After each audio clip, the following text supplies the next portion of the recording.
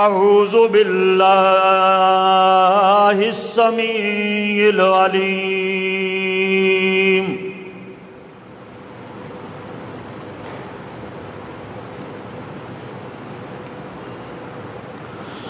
من الشیطان الرجیم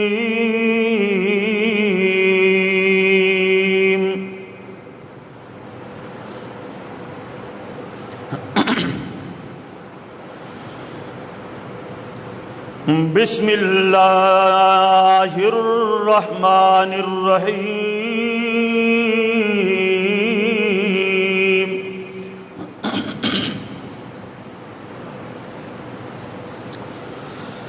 وَاذْكُرُوا إِذْ أَنْتُمْ قَلِيلٌ مُسْتَضْعَفُونَ فِي الْأَرْضِ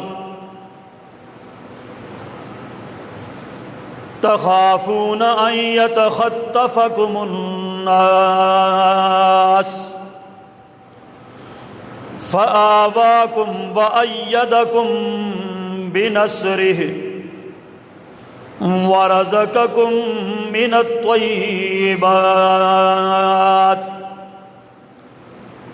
لعلكم تشكرون۔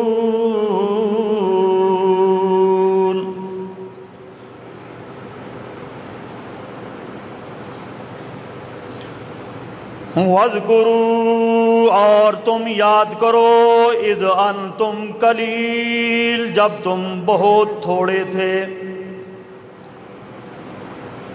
مستضعفون فی الارض تھوڑے ہونے کے ساتھ ساتھ تم زمین کے اندر بہت زیادہ کمزور تھے، تخافون ان یتخطفکم الناس تمہیں اس بات کا ڈر تھا کہ لوگ تمہیں اچک کر لے جائیں گے، فآواکم وأیدکم پس اس اللہ نے تمہیں جگہ عطا فرمائی اور تمہاری مدد بھی کی، وَرَزَقَكُم مِّنَ الطَّيِّبَاتِ اور تمہیں پاکیزہ رزق بھی عطا فرمایا، لَعَلَّكُمْ تَشْكُرُونَ تاکہ تم لوگ شکر گزار بن جاؤ۔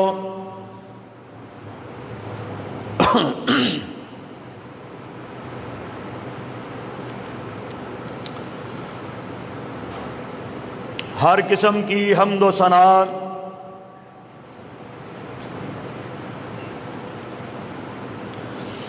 کبریائی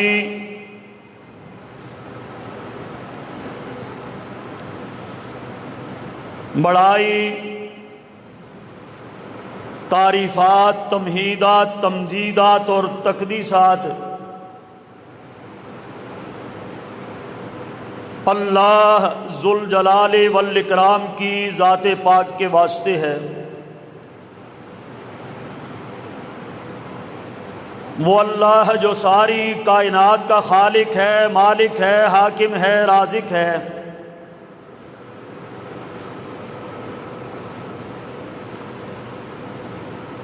درود و سلام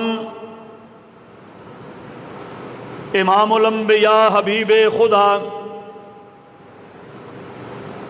جناب محمد الرسول اللہ صلی اللہ علیہ وآلہ وسلم کی ذات گرامی و اقدس پر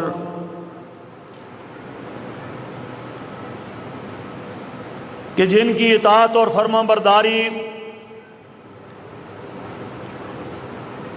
نجات اور کامیابی کا ذریعہ ہے،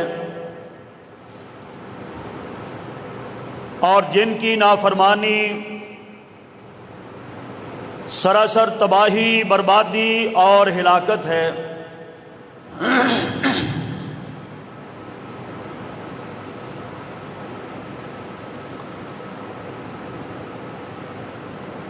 میرے واجب الاحترام بزرگوں اور بھائیوں، قابل صد احترام معززات ماؤں اور بہنوں،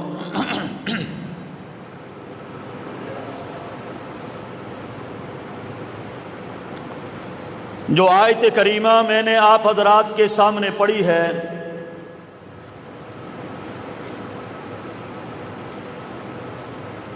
سورہ انفال اس کی آیت نمبر 26 9واں سپارہ ہے۔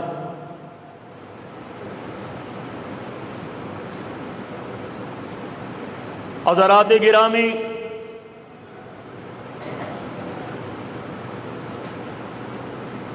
اللہ تعالیٰ کے خاص فضل و کرم سے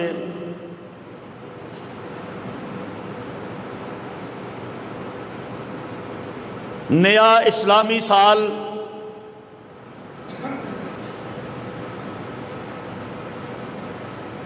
چودہ سو 43 ہجری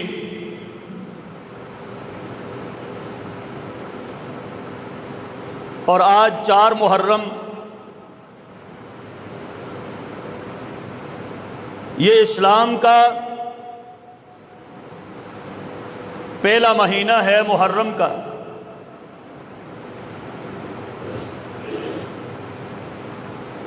اسی مہینے کے 1 تاریخ کو ایک واقعہ جان نکاح پیش آیا تھا۔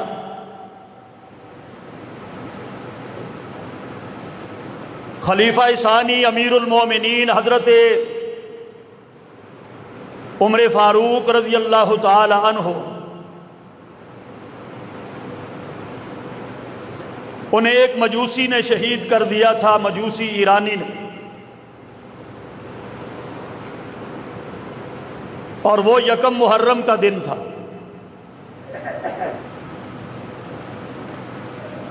اور پھر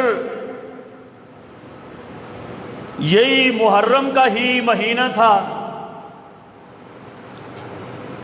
کہ جس کی 10 تاریخ کو میدان کرب و بلا کے اندر نواسہ رسول حضرت سیدنا حسین رضی اللہ تعالی عنہ کو بمیں ان کے ساتھیوں کے اہل و عیال کے کربلا کے میدان میں شہید کیا گیا۔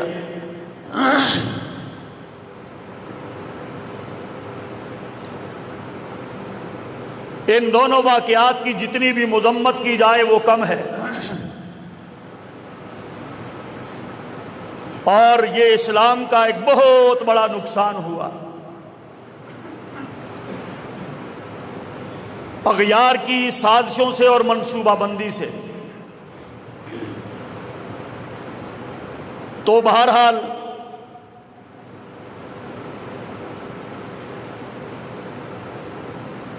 آپ کو یہ معلوم ہے،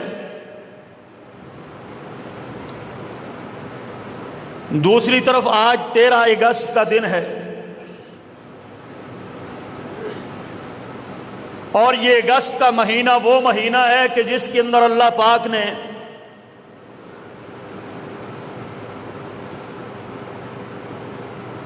ہندوستان کے مسلمانوں کو کفار کے ظلم و ستم سے نجات دے کر زمین کا ایک ٹکڑا اپنی خاص مدد، نصرت اور رحمت سے عنایت فرمایا کہ جس کو دنیا پاکستان کے نام سے جانتی ہے۔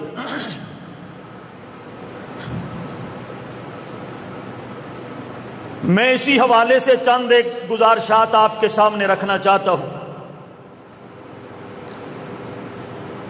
کہ یہ اللہ پاک نے ہمارے اوپر کتنی بڑی مہربانی فرمائی کہ جس رب العالمین نے انگریز سامراج سے بھی ہمیں آزادی عطا فرمائی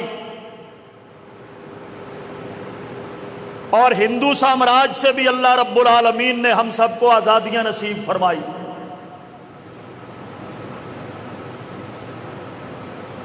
لیکن دیکھنا یہ ہے کہ جس مقصد اور جس غرض و غایت کی خاطر پاکستان کا یہ ٹکڑا زمین کا حاصل کیا گیا تھا، کیا اس مقصد کو پانے کے لیے ہم کامیاب و کامران ہو سکے؟ جس مقصد کے لیے یہ ملک بنایا گیا تھا، جس نعرے پر بنایا گیا تھا، کیا اس میں ہم کامیاب ہو سکے ہیں؟ کہ جس کی خوشی میں ہم آزادیاں منا رہے ہیں، جھنڈیاں لگاتے ہیں، خوشیاں مناتے ہیں، کیا اس مقصد کو ہم نے پا لیا؟ میرے بھائیوں، جبھی تقسیم ہند نہیں ہوئی تھی، اس وقت بھی اس ہندوستان کے اندر مسلمانوں کو نمازیں پڑھنے سے کوئی بھی نہیں روکتا تھا، اور آج بھی کوئی نہیں روک رہا۔ نمازیں پڑھی جاتی تھی، تلاوت قرآن کی جاتی تھی، روزے رکھے جاتے تھے، حج عمرہ کیا جاتا تھا، عبادات ہو رہی تھی، کوئی بھی منع نہیں کرتا تھا،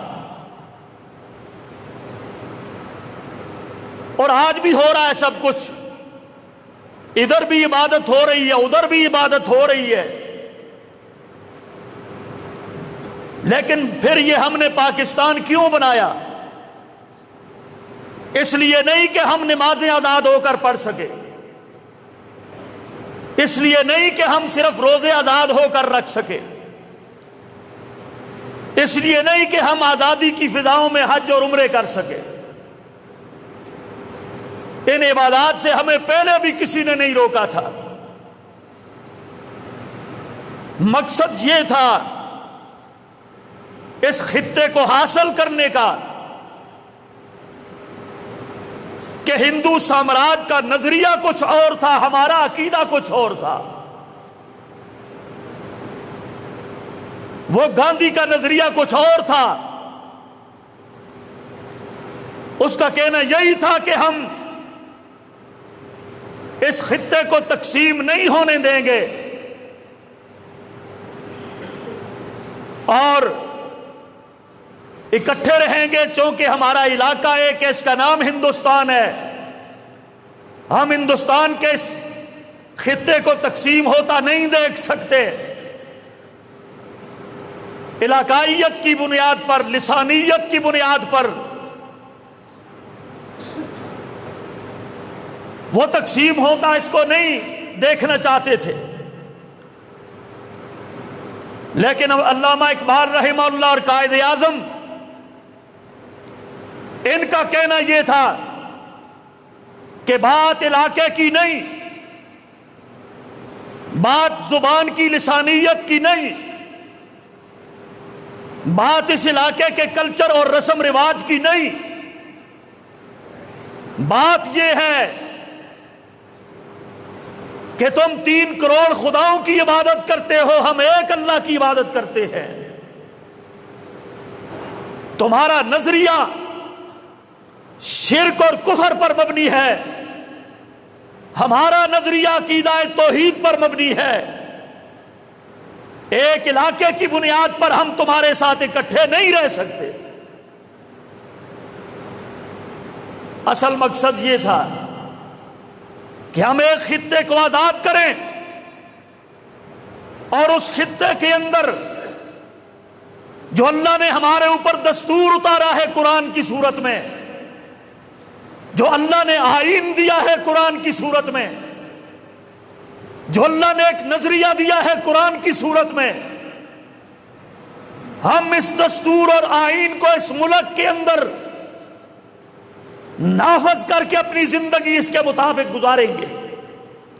یہ مقصد تھا 2 قومی نظریے۔ تو میرے بھائیوں، جب محمد الرسول اللہ صلی اللہ علیہ وسلم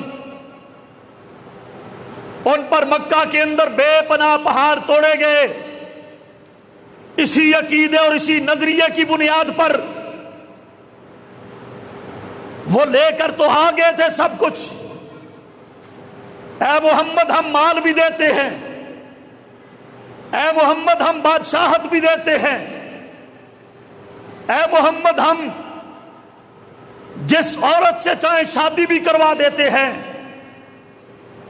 اے محمد صلی اللہ علیہ وسلم آپ جو بھی ڈیمانڈ رکھتے ہیں آپ کے قدموں میں مال اور دولت کے انبار ہم لگانے کے لیے تیار، لیکن یہ عقیدہ پھیلانا چھوڑ دو، لوگوں میں یہ نظریہ بانٹنا چھوڑ دو کہ اللہ ایک ہے، وہ عبادت کے لائق ہے، اس کے سوا اور کوئی نہیں، تمہارے سجدوں کے، تمہاری عبادت کے، تمہارے ورد اور وظیفے کے، تمہاری سور و پکار کے اور کوئی نہیں، یہ عقیدہ بانٹنا چھوڑ دو۔ لیکن میرے مصطفیٰ نے دولت کو ہاتھ نہیں لگایا، کرسی اور بادشاہت کو ہاتھ نہیں لگایا، کسی قسم کی اور ڈیمانڈ میرے مصطفیٰ نے قبول نہیں کی، ان کی ہر پیشکش کو جوتے کی نوک پہ رکھا اور کہا کہ میں اگر میرے دائیں ہاتھ پہ سورج بائیں ہاتھ پہ چاند بھی لا کر رکھ دو میں اس نظریے سے عقیدے سے باز نہیں آ سکتا، میں عقیدہ توحید کو پھیلاتا رہوں گا، مجھے گالیاں کھانا منظور، مجھے پتھر مارو قبول، میرے راستے میں کانٹے بچھاؤ قبول، میرے اوپر اوجڑیاں ڈالو قبول، میری زلفوں پہ کوڑا کرکٹ پھینکتے ہو قبول، میرے بلال صہیب کو تم گلیوں میں گھسیٹتے ہو قبول، تمہاری بادشاہت قبول نہیں، مال اور دولت قبول نہیں، تمہارے ظلم و ستم قبول ہیں۔ اور جب سرداروں نے یہ بات کی، تیری مجلس میں بلال اور ان جیسے غلام بیٹھا کرتے ہیں، جب ہم آئیں تو ان کو اٹھا دیا کرو۔ میرے مصطفیٰ نے فرمایا، رب نے کہا اے نبی آتے ہیں تو آئیں، نہیں بیٹھتے نہ بیٹھیں، ان کی چودراہٹیں جوتے کی نوک پر رکھو، لیکن اپنی مجلس سے کسی غریب اور مسکین کو اٹھانا گوارا نہیں ہے۔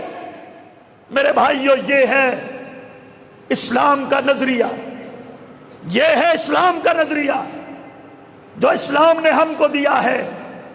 عبادت صرف رب العالمین کی ہوگی، اور اس کے لیے چاہے آپ کو آگ کے انگاروں پہ گزرنا پڑے، چاہے آپ کو کانٹوں سے گزرنا پڑے، اور دنیا کی ہر چیز کو ٹھکرایا جا سکتا ہے، چھوڑا جا سکتا ہے، لیکن رب کی توحید اور صراط مستقیم کے اوپر آنچ نہیں آنے دی جا سکتی۔ یہی عقیدہ سامنے رکھ کر مسلمانوں نے تقسیم ہند کی بات کی اور ملک پاکستان کو حاصل کیا تھا، اس غرض و غایت کے لیے، اس مقصد کے لیے۔ اللہ اکبر۔ تو میرے بھائیوں، ہماری اس قوم نے شاید آزادی کا مطلب کچھ اور سمجھ لیا، آزادی کا مطلب انہوں نے کچھ اور لے لیا کہ اس ملک کو ہم نے آزاد کیا ہے تو ہم اللہ سے بھی آزاد، اللہ کے بھی باغی، اللہ کے بھی نافرمان، قرآن سے آزاد، نبی کی سنت سے بھی آزاد، نبی کے طریقے سے بھی آزاد، نبی کی حدیث سے بھی آزاد، دین اور شریعت سے بھی آزاد۔ ہماری قوم نے یہ آزادی سمجھ لی ہے کہ ہم دین سے آزاد ہو گئے، اللہ کی عبادت سے آزاد ہو گئے، شریعت سے ہم آزاد ہو گئے۔ اس قوم نے یہ آزادی کا مطلب لیا ہے۔ اللہ اس قوم کو سمجھ عطا فرمائے۔ اللہ اکبر۔ جھنڈیاں لگا کر سمجھتے ہیں کہ ہم نے آزادی کا حق ادا کیا ہے، پھر ناچ گانا کر کے سمجھتے ہیں ہم آزادی منا رہے ہیں، کنجروں کو فنکاروں کو بلا کر ان کو نچا کر یہ سمجھتے ہیں کہ ہم آزادی منا رہے ہیں۔ ایسی آزادی تحفہ ایسی آزادی پر جو آزادی تم نے سمجھ رکھی ہے۔ رب نے میرے مصطفیٰ کو جب مکہ سے مدینہ ہجرت کرنے کا حکم دیا، مدینہ پہنچے اللہ کے نبی، ساتھ تھوڑے سے صحابہ کے، وہاں پر پھر جنگ بدر ہوئی، 70 بڑے بڑے سورمے کفار کے تیگ کر دیے گئے، اللہ نے مدد کی، نصرت کی، رحمت فرمائی اور ان کو فتح عطا فرمائی۔ اور اس کے بعد مدینہ ایک چھوٹی سی ریاست کی شکل اختیار کر گیا۔ اب اللہ پاک نے ان کو آزادیاں دی، کافروں سے ان کو آزادی دی، ابو جہل اینڈ کمپنی سے ان کو آزادی دی، عتبہ اور شیبہ سے ان کو آزادی دی، ابی بن خلف کے مظالم سے ان کو آزادیاں عطا فرمائی۔ تو پھر مدینہ میں پہنچ کر میرے مصطفیٰ نے آزادی کس انداز سے بنائی؟ اے ریاست مدینہ کے نعرے لگانے والوں، وہ انداز تمہیں بھی اپنانا ہوگا جس انداز سے میرے مصطفیٰ نے اور میرے نبی کے صحابہ نے کفار کے مظالم سے آزادی حاصل کرنے کے بعد مدینہ پاک میں آ کر جس انداز سے زندگی بسر کی ہے، تمہیں بھی اس انداز سے آزادی کی خوشی منانی چاہیے۔ نقشہ وہی ہے یہاں بھی، نقشہ وہی ہے یہاں بھی۔ اسی آیت کے اندر اللہ پاک نے یہ منظر کشی کی ہے۔ آیت پھر سنو اور دیکھو، ایسے لگتا ہے کہ یہ آیت اللہ پاک نے ہمارے لیے ہی اتاری ہے،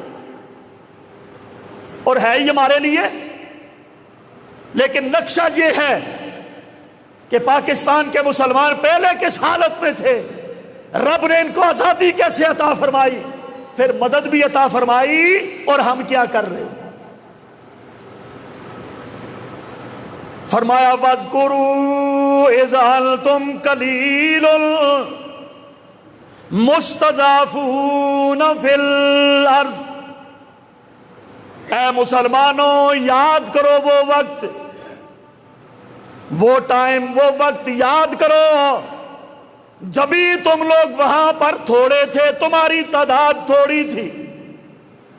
قلیل، تو آپ لوگ تھوڑے تھے، مستضعفون، اور تم لوگ کمزور بھی تھے، تھوڑے بھی تھے، کمزور بھی تھے۔ تخافون ان یتخطفکم، اور تمہیں اس بات کا دھڑکا لگا رہتا تھا کب کیا ہو جائے گا، لوگ ہمیں اچک کر لے جائیں گے۔ اے مسلمانوں، فآواکم وأیدکم، میں نے تمہیں ٹھکانہ دیا، ٹھکانہ دیا، پاکستان کی صورت میں تمہیں میں نے ٹھکانہ دیا، پاکستان کی شکل میں تمہیں خطہ عطا فرمایا۔ فآواکم، تمہیں میں نے ٹھکانہ دیا، وأیدکم بنصرہ، اللہ پاک فرماتے ہیں میں نے تمہاری پینٹ کی جنگ میں بھی مدد کی ہے، اور تمہیں فتح سے بھی ہمکنار کیا کہ نہیں؟ اور یہ آزادی والے کہتے ہیں کہ وہ نور جہان نے گانے گائے تھے اس لیے ہمیں فتح ملی تھی، ہیں جی؟ اللہ کہتا ہے میں نے تمہاری مدد کی، فآواکم وأیدکم بنصرہ، مدد میں نے کی، ٹھکانہ میں نے تمہیں دیا۔ تے صاحب اور ریاستیں نور جہان گاندھی رہی ہے ٹینکاں تے چڑھ کے ہیں، تے جناب 65 کی جنگ فتح ہوئی ہے ساری۔ یہ ہے سوچ ان آزادی کے متوالوں کی۔ فرمایا وآواکم وأیدکم بنصرہ، میں نے تمہاری مدد کی ہے، مدد اللہ نے کی ہے، اسی لیے ہیں جی ایم ایم عالم نے کتنے ایک چند سیکنڈ میں کتنے انڈیا کے طیارے مار گرائے تھے، یہ نور جان کے گانوں کی وجہ سے گرائے تھے یا اللہ کی مدد تھی؟ ایدکم بنصرہ، ان کی سوچ نورجان کی طرف گئی ہے نا، اسی لیے آج بھی اسی طرح کے وہ شو منعقد کرتے ہیں، ناچتے ہیں، گاتے ہیں، فنکاروں کو بلاتے ہیں اور سارے ملک کو 14 اگست والے دن کنجر خانے میں تبدیل کر دیتے ہیں۔ وَأَيَّدَكُمْ بِنَصْرِهِ، فرمایا وَرَزَقَكُمْ مِنَ الطَّيِّبَاتِ، ہم نے پھر تمہاری مدد بھی کی، تمہیں پاکیزہ رزق بھی عطا فرمایا۔ لَعَلَّكُمْ تَشْكُرُونَ، تاکہ تم لوگ میرے صحیح معنوں میں شکر گزار بندے بنو، صحیح معنوں میں شکر ادا کرو میرا۔ اللہ اکبر۔ یہی آیت اس وقت اتاری گئی جب میرے مصطفیٰ نے مدینے میں ریاست قائم کی، اللہ نے یہ پیغام دیا، اور یہی پیغام میرے بھائیوں اسی کی تناظر میں یہ بالکل یہ آیت ہمارے اوپر فٹ بیٹھتی ہے، اور وہ مدینہ پاک کی ریاست، اس کی بنیاد بھی شریعت، توحید اور صراط مستقیم پر تھی، اور پاکستان کی بنیاد بھی لا الہ الا اللہ کے اوپر رکھی گئی۔ اس لیے اللہ پاک نے مدد فرمائی تمہاری، اور آپ لوگ اس آزادی کا مطلب لے کر کسی اور طرف چل نکلے۔ اللہ ہم سب کو سمجھ عطا فرمائے، اس کو ہم کو ہدایت نصیب فرمائے۔ آزادی کے متوالو، اللہ کی قسم یہ آزادی کا مطلب نہیں ہے کہ تم اللہ اور رسول سے آزاد ہو جاؤ، یا تم نمازیں آزادی سے پڑھ لو بس، عبادت کر لو بس۔ آزادی کا یہ مطلب بھی نہیں ہے کہ چند جاگیردار اس ملک کو لوٹیں، آزادی کا یہ مطلب بھی نہیں ہے کہ چند سرمایہ دار اس ملک کو لوٹیں اور غریبوں کا بیڑا غرق کریں۔ اس آزادی کا یہ مطلب بھی نہیں ہے یہاں پر تم سودی نظام کو چلاؤ۔ آزادی کا یہ مطلب بھی نہیں ہے کہ یہاں پر تم شراب کے اڈے چلاؤ۔ آزادی کا یہ مطلب بھی نہیں ہے یہاں پر تم مزدوروں کا استحصال کرو۔ آزادی کا یہ مطلب نہیں ہے یہاں پر ٹیکسوں کی بھرمار کر کے آپ غریبوں کا خون چوس لو۔ آزادی کا یہ مطلب قطعاً نہیں ہے آپ ان غریبوں مزدوروں پر ظلم کے پہاڑ توڑو۔ آزادی کا یہ مطلب ہے اللہ کے اتارے ہوئے قانون اور دستور کو اس ملک میں نافذ کر کے برابری کی سطح کے اوپر میرے بھائیوں جہاں پر غریب اور امیر کے لیے ایک قانون ہو، اس ملک کے حاصل کرنے کا یہ مطلب ہے۔ آپ کس کو آزادی سمجھتے ہو؟ ایک اللہ کا حکم آج تک تم نے نافذ نہیں کیا، ایک حد نافذ نہیں کی۔ جو بھی آتا ہے اس ملک کو لوٹتا ہے، جو بھی آتا ہے اس ملک کو لوٹتا ہے، جو بھی آتا ہے اس ملک کو کھاتا ہے، اپنی تجوریاں بھری جاتی ہیں۔ اسلام کا نام لے کر یہ سب کچھ کیا گیا۔ کچھ مذہبی ٹھیکیدار بھی ان کے ساتھ شامل ہوتے ہیں ملک کو لوٹنے میں۔ نام اسلام کا لیا جاتا ہے، ہم اسمبلی میں جا کر یہ کر دیں گے، وہ کر دیں گے۔ آج 72 سال ہو گئے، کیا کیا تم نے؟ سیاسیوں نے بھی اور مذہبیوں نے بھی کیا کیا تم نے؟ ایک اسلامی حد اس ملک میں آج تک قائم نہ ہو سکی۔ نماز کا کوئی ادارہ آج تک قائم نہ ہو سکا۔ زکوٰۃ وہ بھی لنگڑا لولا نظام، وہ بھی جب بات آتی ہے تقسیم کی، سارے یہ جتنے بھی بڑے بڑے بڑے چور اور ڈاکو ہیں، غریبوں مسکینوں یتیموں بیواؤں کی زکوٰۃ بھی یہ کھا جاتے ہیں، اور یہ ان کی آزادی ہے۔ یہ ہے آزادی کا مطلب ان کا، کہ لوٹ کر دونوں ہاتھوں سے ہر کوئی کھائے، مولوی بھی کھائے اور جناب MPMNA بھی کھائے۔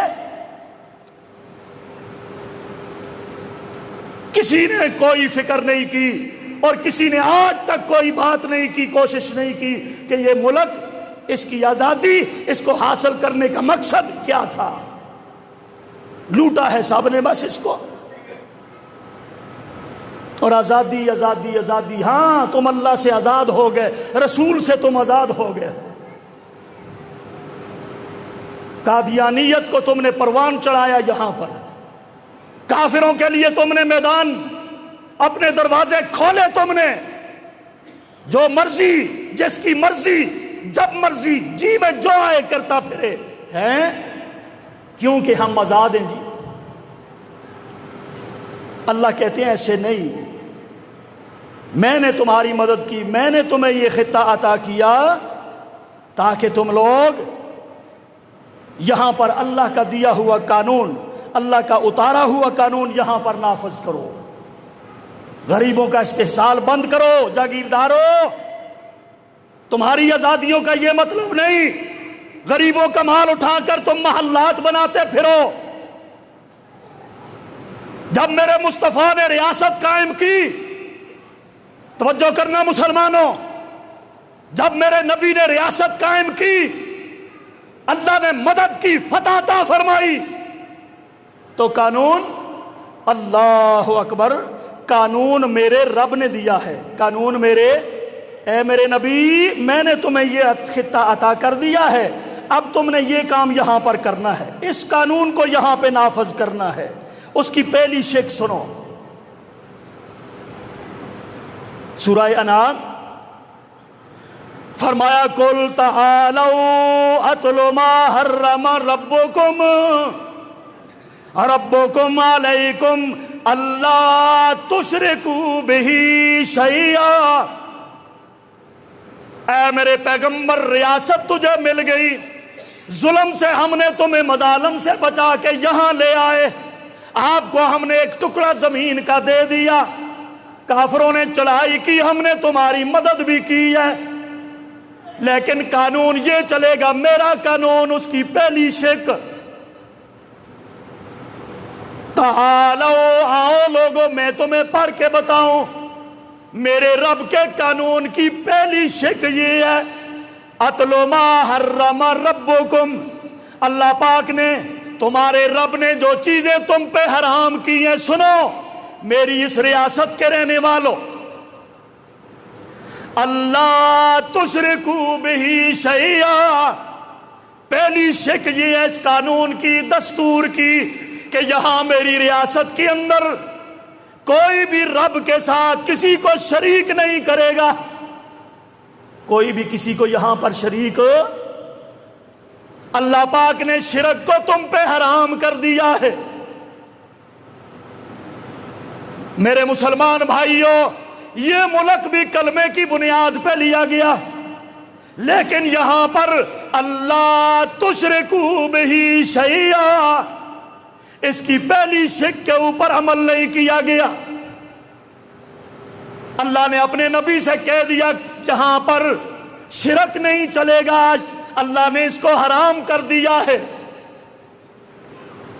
اور یہاں پر تمہاری رپورٹوں کے مطابق کم از کم اس پاکستان میں 1-2 نہیں 35-40 ہزار مزار ہیں جہاں پر شرک ہوتا ہے، کفر ہوتا ہے، جہاں پر غیر اللہ کی عبادت ہوتی ہے، جہاں پر مسٹنڈوں کے آگے سجدے کیے جاتے ہیں، ان کے آگے رکوع کیے جاتے ہیں، ان کے آگے ننگ دھڑنگ عورتیں طواف کرتی نظر آتی ہیں، اور ان کے آگے سر جھکا کے سجدے میں پڑی نظر آتی ہیں، قبروں پر زندوں کے آگے بھی، مردوں کے آگے بھی، یہ شرک اور کفر نہیں؟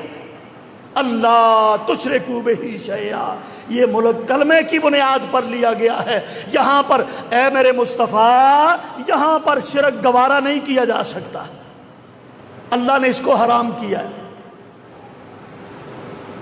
یہاں بھی شرک گوارا نہیں کیا جا سکتا، کیونکہ ملک کی بنیاد لا الہ الا اللہ ہے،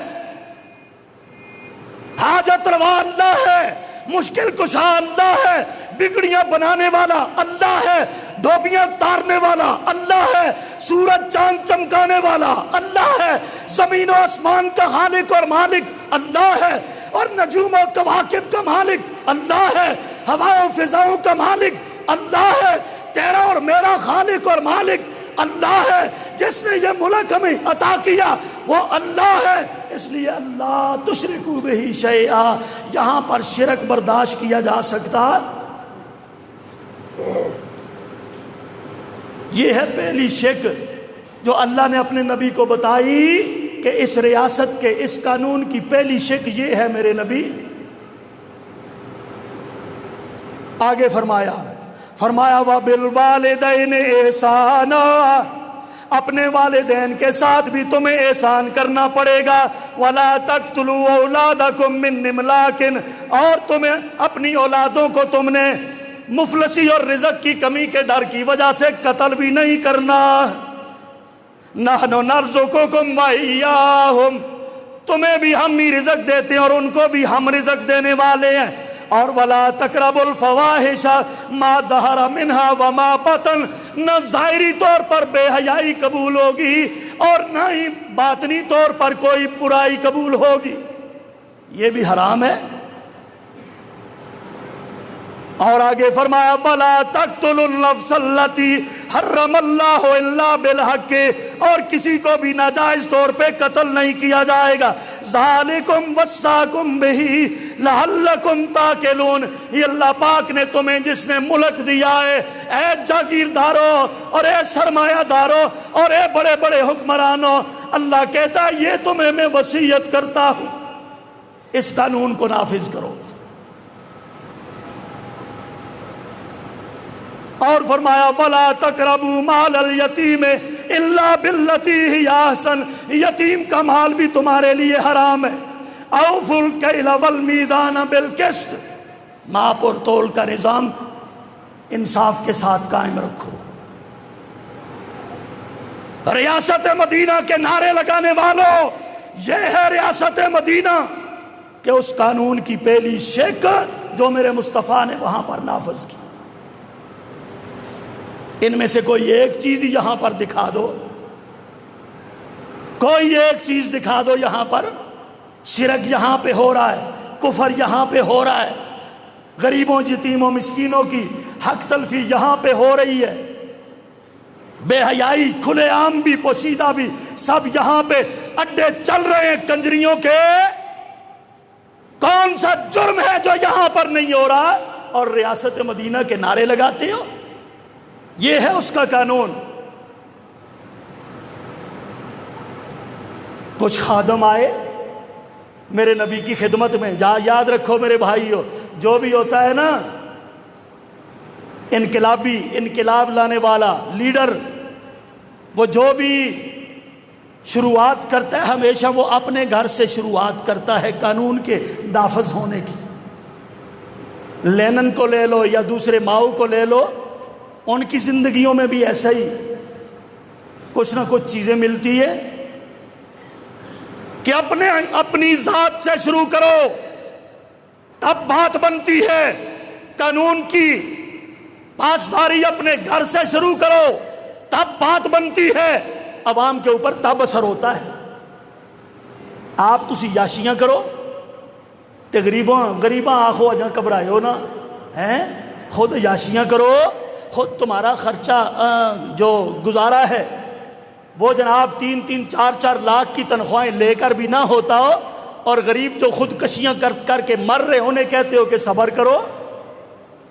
یہ ہیں تمہارے قانون اپنے لیے اور غریبوں کے لیے۔ اور خادمیں آئیں، کچھ خادم آئے، علی مرتضیٰ کہنے لگے اے فاطمہ تیرے کندھوں کی حالت یہ بن گئی کہ جناب تیرے کندھوں کے اوپر پانی کے گڑے اٹھا کر کپڑے پھٹ گئے، چکی پیس کر تیرے ہاتھوں کے اوپر آبلے اور چھالے پڑ گئی ہیں، میں اللہ کے نبی سے نہیں بات کر سکتا، میرا بات کرنا اچھا نہیں ہے، آپ نبی کی بیٹی ہو، جا کے آپ اپنے بابا سے بات کرو کہ کوئی خادم اوروں کو جو مل رہے ہیں آپ کو بھی پانی لانے کے لیے خادم مل جائے، چکی پیسنے کے لیے خادم مل جائے، تاکہ تیرے لیے کوئی سہولت پیدا ہو جائے۔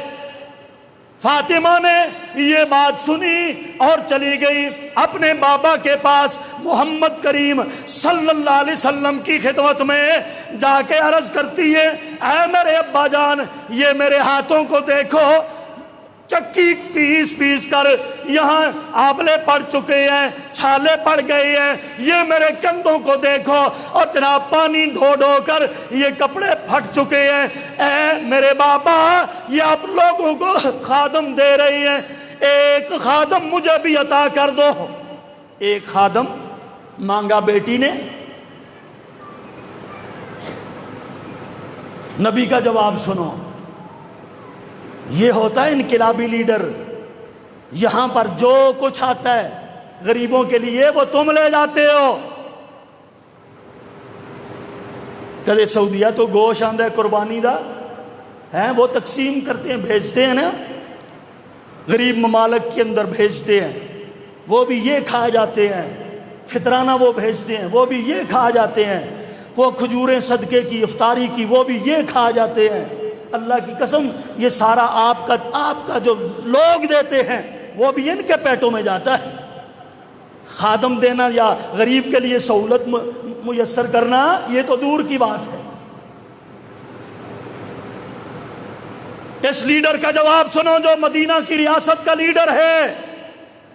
خادم مانگا بیٹی نے، آپ نے فرمایا اتق اللہ یا فاطمہ، اے میری بیٹی فاطمہ اللہ سے ڈر جا،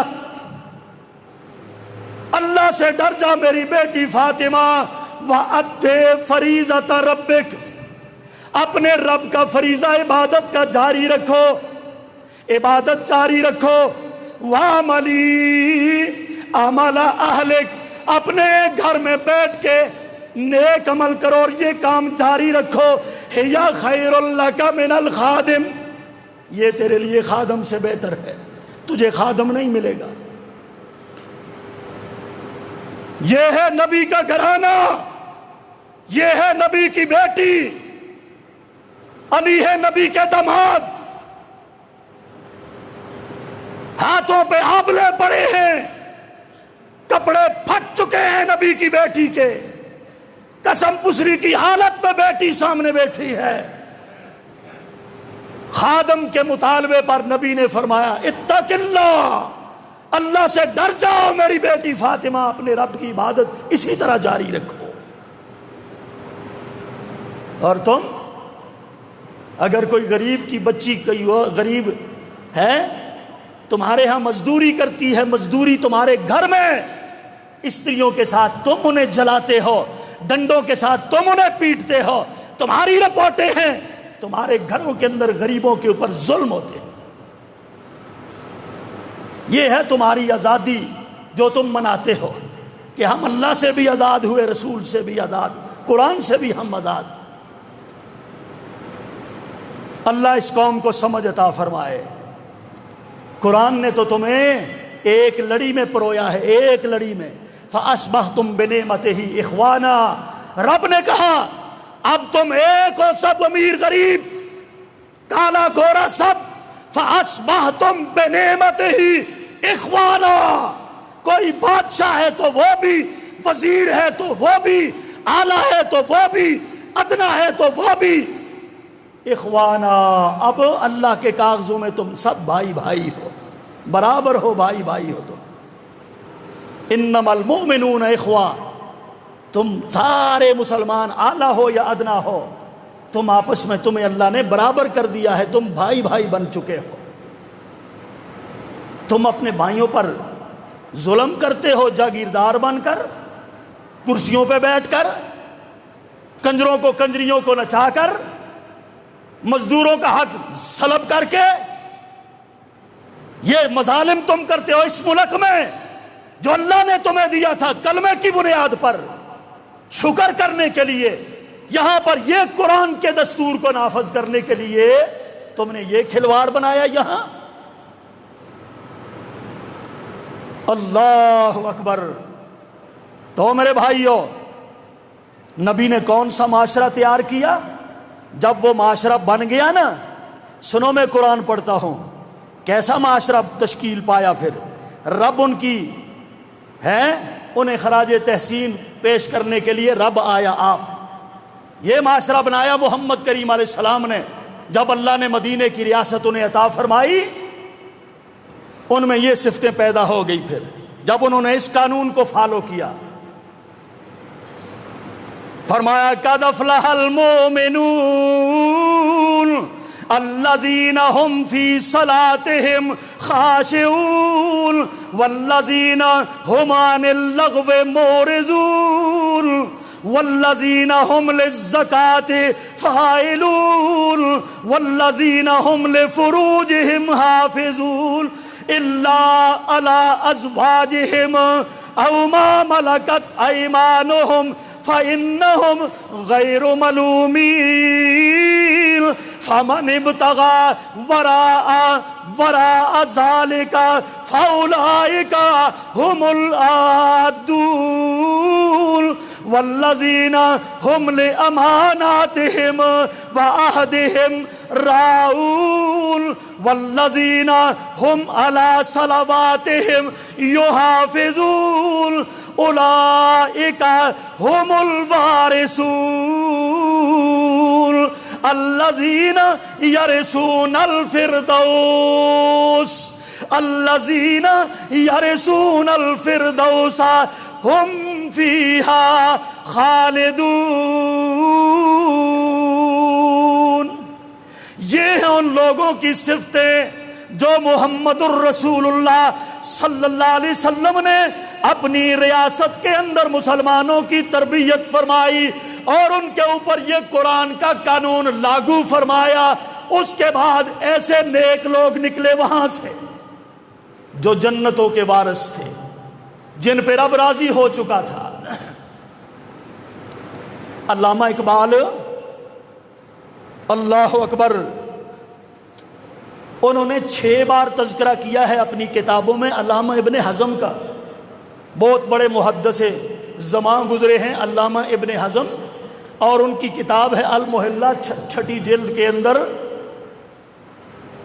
ایک حدیث وہ نقل کر کے لکھتے ہیں، نبی کریم صلی اللہ تعالی علیہ وسلم جب یہ بات پتا چلا لوگوں کے پاس سواریاں ڈبل ہو گئی، کچھ لوگوں کے پاس مال بھی زیادہ ہو چکا ہے، اندر گھر میں سٹاک بھی ہے، خرد و نوش کا مال بھی ہے، پیسہ ٹکا بھی ہے، سواریاں بھی ڈبل ہو چکی ہیں۔ اللہ کے پاک نبی نے منبر پہ چڑھ کے خطبہ ارشاد فرمایا اور کیا اعلان کیا، اے میری امت کے لوگوں، اے میرے صحابہ، اے مسلمانوں، سنو، جن کے پاس 2 سواریاں ہیں، جن کے پاس 2 سواریاں ہیں، میں تمہیں حکم دیتا ہوں وہ فالتو سواری کسی غریب کو دے دو۔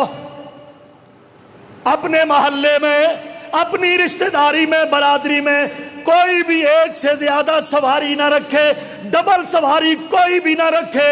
اللہ کے پاک نبی نے وہ سواریاں غریبوں میں تقسیم کروا دی اور پھر فرمایا خبردار کوئی بھی اپنے گھر کے اندر مال سٹاک نہ کرے خرد و نوش کے لیے، جن کے پاس فالتو کھانا پینا ہے وہ جا کے غریبوں میں تقسیم کرو۔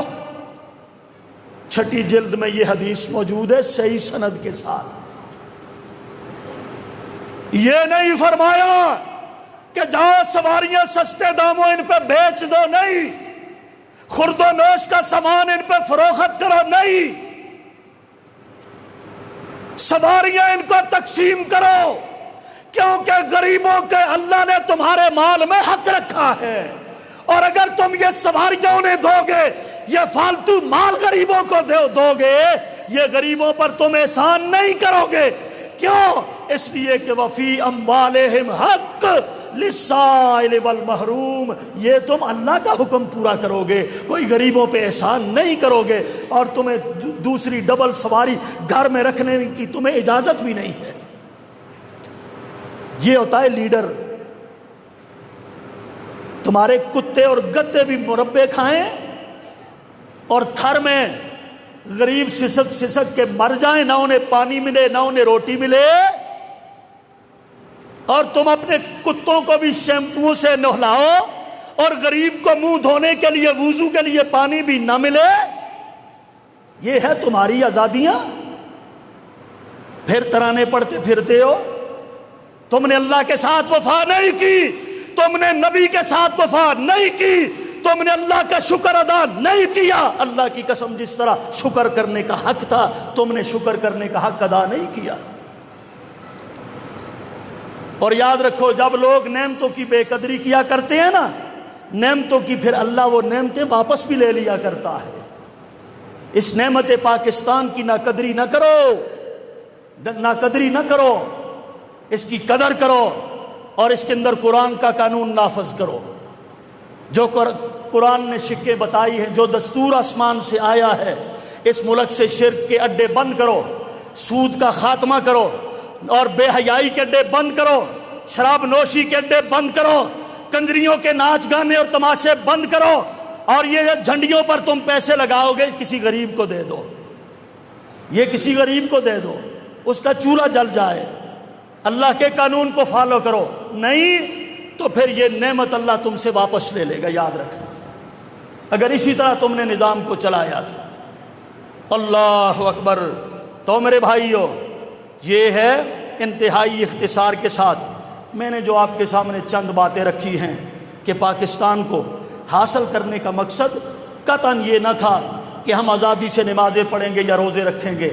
اس کے حاصل کرنے کا مقصد یہ تھا کہ لا الہ الا اللہ, وہ اللہ ہے, ہمارا رب, ہمارا پروردگار وہ ہے, محمد ہمارے نبی ہیں, اور جو اللہ پاک نے یہ قانون ہمارے لیے اتارا ہے اس قانون اور دستور کو اس ملک کے اندر نافذ کیا جائے گا. اس کا مقصد یہ تھا. اللہ تعالی ہمیں سمجھنے کی اور عمل کی توفیق عطا فرمائے. وما علیہ الا البلاغ